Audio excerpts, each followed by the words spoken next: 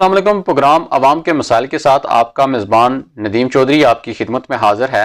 ہماری ہمیشہ کوشش ہوتی ہے کہ عوام کو جو درپیش مسائل ہیں ان کے اوپر بات کی جائے اور آواز بلند کی جائے اور اعلیٰ حکام تک عام آدمی کی جو آواز ہے وہ پہنچائی جائے، لوگوں کو کیا مسائل درپیش ہیں ان کے اوپر بات کی جائے۔ آج بھی ہم ایک ایسے جو ایشو ہے اس کے اوپر بات کریں گے جو اس وقت نہ صرف ضلع کوٹلی بلکہ پورے آزاد کشمیر کے مختلف علاقوں میں جو لوگ آباد ہیں ان کو پیش ہے، اور بالخصوص حلقہ چڑوئی کے اندر یہ سب سے بڑا مسئلہ بنا ہوا ہے۔ حلقہ چڑوئی کے اندر بڑی تعداد میں جو مہاجرین ہیں 1947 میں جو اس وقت وہاں سے ہجرت کر کے یہاں پر آئے، مگر اس امید پر یہاں پر ڈیرے جمائے کہ ہم واپس اپنے اس طرف جائیں گے جو اس وقت 70 سے 75 سال گزرنے کے باوجود نہ جا سکے، اور ان کے آباء و اجداد یہاں پر ہی مدفین ہو گئے۔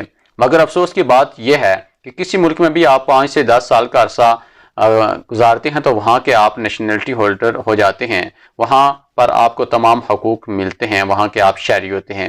مگر یہ 70 سے 75 سال کا عرصہ گزرنے کے باوجود ان لوگوں کو نہ ہی زمینیں الاٹ کی گئی اور نہ ہی ان کو ان کے بنیادی حقوق دیے گئے۔ مختلف ذرائع سے یہ سننے میں آتا ہے کہ جو غریب آدمی ہے اس کو تو ویسے بھی پریشرائز کیا جاتا ہے، مختلف سیاسی لیڈروں کا سہارا لے کر ان کو اپنا کام کروانا پڑتا ہے۔ مگر اس وقت سب سے جو بڑا مسئلہ ہے کہ پچھلے سیزن میں جب مکئی کی کاشت ہو رہی تھی تو اس وقت بھی محکمہ جنگلات کی جانب سے ان لوگوں کو کاشت سے روک دیا گیا کہ آپ کاشت نہیں کر سکتے، یہ آپ جنگل کے رقبے پر قابض ہیں۔ لیکن افسوس یہاں پر یہ ہے کہ گزشتہ 70 سے 75 سال گزر چکے ہیں، اس وقت سے یہ لوگ اسی جنگل کے رقبے کے اوپر کاشتکاری کر رہے تھے، یہاں پر یہ فصلیں اگا رہے تھے۔ اس وقت آپ نے کیوں نہیں روکا؟ اس وقت آپ نے کیوں ان کو اجازت دی کہ آپ کاشتکاری کر سکتے ہیں؟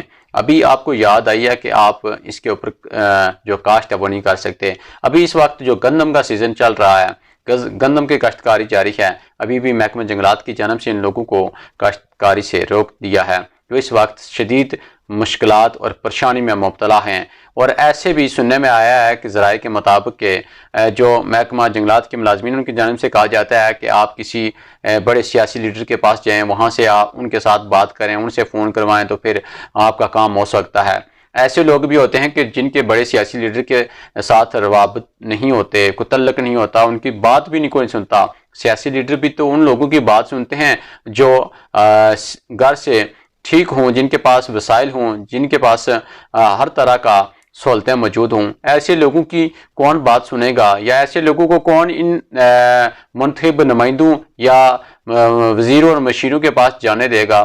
جو غریب آدمی ہے اس کے پاس تو کوئی جانے ہی نہیں دیتا۔ غریب آدمی کو کہاں کوئی اس طرح کے جو بڑے عہدوں پر فائز ہوتے ہیں ان کے پاس جانے دیتا ہے؟ جب کوئی جاتا ہے تو وہاں سے ڈرا دھمکا کر واپس کر دیا جاتا ہے۔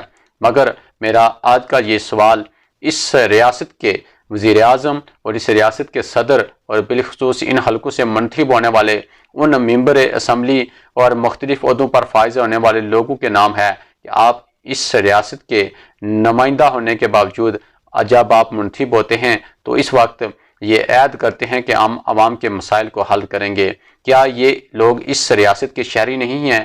70 سے 75 سال کا عرصہ گزرنے کے باوجود ان کو ان کے بنیادی حقوق کیوں نہیں دیے گئے؟ اور سب سے بڑا اس وقت مسئلہ کہ ان کو اس اپنے ہی ملک میں اپنی ہی زمین سے جو کاشتکاری کر کے فصل اگا کر اپنے گھر کا نظام چلاتے تھے اس سے ہی روک دیا ہے۔ اور اس وقت یہ جو پیغام ہے میرا بالخصوص اس ریاست کے جو وزیر اعظم ہیں سردار تنویر الیاس، جو اس وقت کوٹلی کے دورے پر ہیں، ان کے ساتھ لوگوں کی بڑی امیدیں وابستہ ہیں۔ لوگوں کو یہ امید ہے کہ وہ اس مسئلے کا حل نکالیں گے اور ضرور یہ پیغام ان تک پہنچے گا، اور یقیناً وہ اس کوٹلی کے دورے کے اوپر ہی وہ اس کے اوپر بات کریں گے۔